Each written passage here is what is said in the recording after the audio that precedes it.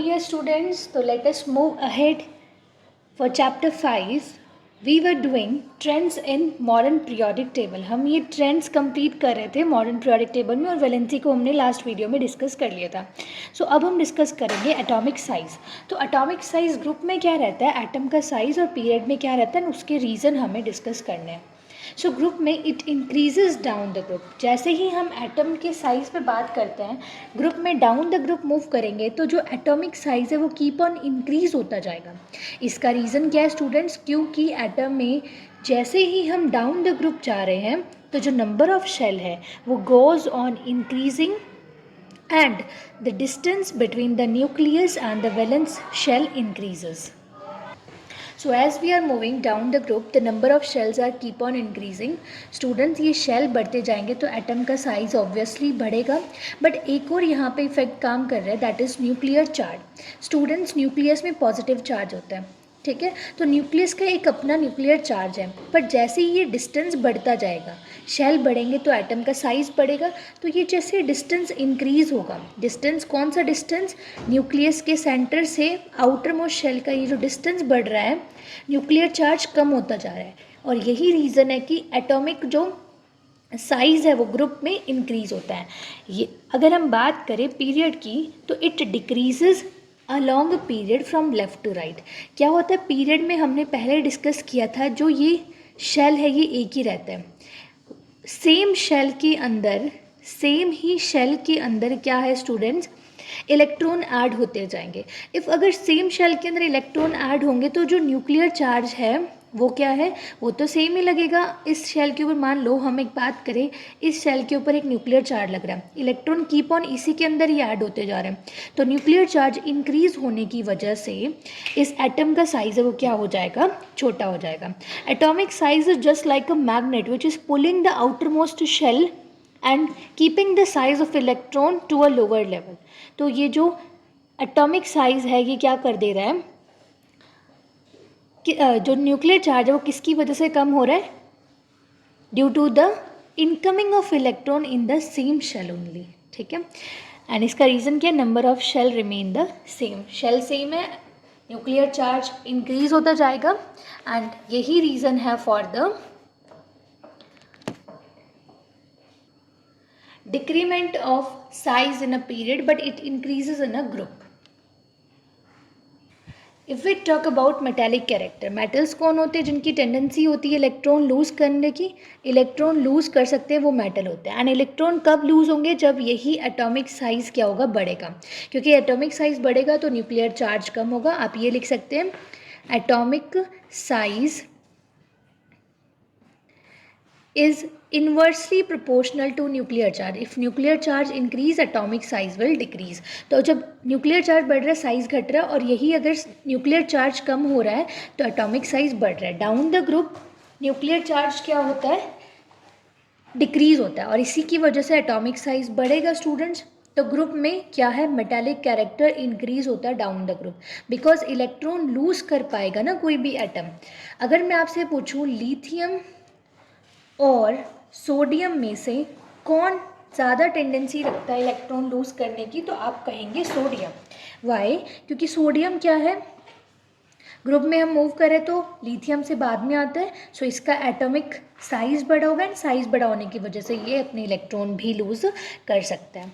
But यही अगर हम बात करें इसका रीज़न की, तो tendency to lose electron increases due to the decrease in the effective nuclear charge. And यही रिवर्स हो जाएगा पीरियड के अंदर, decrease along a period from left to right.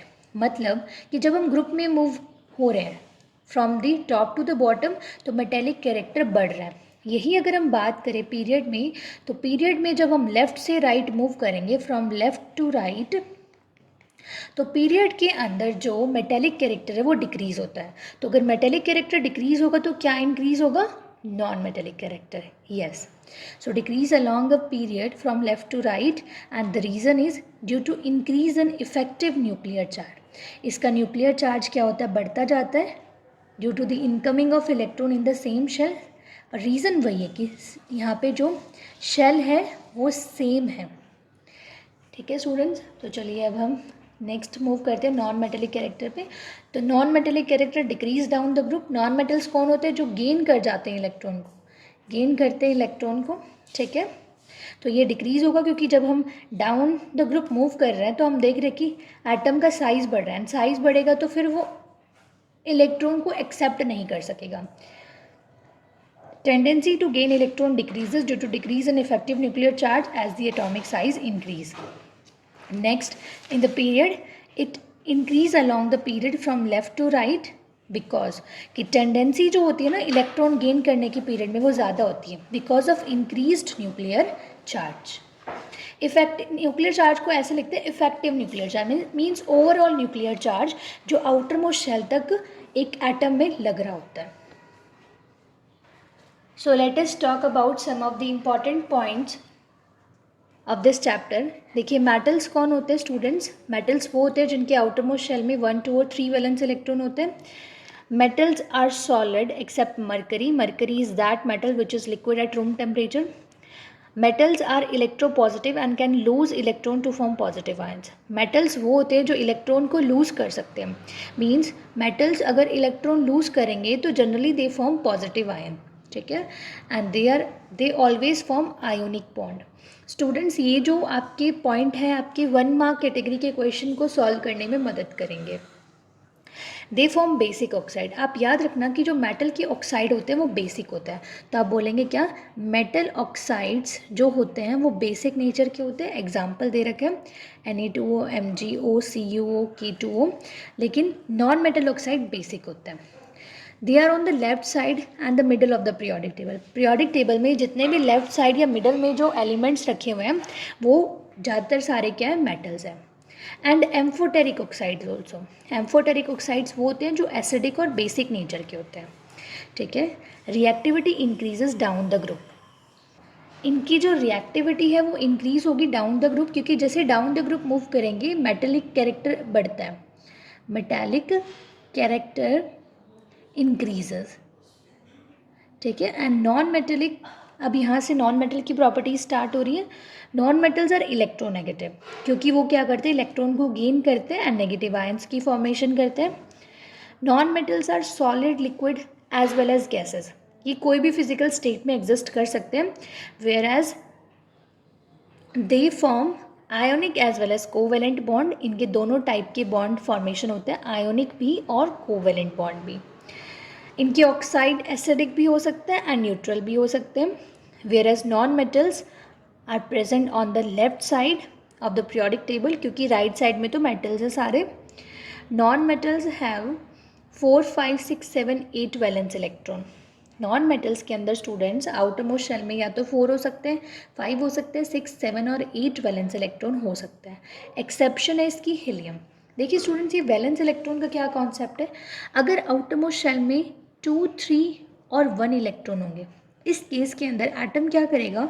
उसके लिए ईजी रहेगा कि ये वो इलेक्ट्रॉन को लूज़ कर दे। लेकिन अगर 5, 6 या 7 है उस केस में एनर्जी के एस्पेक्ट से देखें तो एटम के लिए उतना ईजी नहीं होता कि वो इन सभी इलेक्ट्रॉन को लूज़ करे। इंस्टेड वो एक शॉर्ट रास्ता अपनाएगा कि बचे हुए इलेक्ट्रॉन को गेन कर लेगा अपना ऑक्टेट पूरा करने के लिए। किसी भी एटम को स्टेबल होना है तो ऑक्टेट पूरा भरा होना चाहिए। सो इस केस के अंदर अगर 5 इलेक्ट्रॉन है तो उसको तो सिर्फ 3 ही चाहिए, 6 है तो 2, 7 है तो 1। So in that case electron will go on the shorter path. So that's why non metals के वैलेंस इलेक्ट्रॉन होते हैं 5, 6, 7 और 8 और reactivity and electronegativity decreases down the group. देखिए स्टूडेंट्स इलेक्ट्रोनेगेटिविटी क्या होती है? इलेक्ट्रोनेगेटिविटी आप अपनी नोट्स में साथ साथ लिख सकते हैं कि इलेक्ट्रोनेगेटिविटी इज टेंडेंसी होती है ये किसी भी एटम की to attract a shared pair of electron towards itself। तो अगर हम बात करें एक छोटी सी ट्रिक की तो वो ट्रिक क्या है? फ़ोन कॉल वो ट्रिक है जिससे आप याद कर सकते हो फ्लोरीन एक वो एलिमेंट है पूरी पीरियोडिक टेबल का जो बहुत ज़्यादा इलेक्ट्रोनेगेटिव है। मतलब फ्लोरीन के पास टेंडेंसी है कि जब भी बॉन्ड फॉर्मेशन करेगा तो ये इलेक्ट्रॉन को अपनी तरफ ज़्यादा अट्रैक्ट करके रखेगा. So I hope that these all the points and the notes will be helpful for you.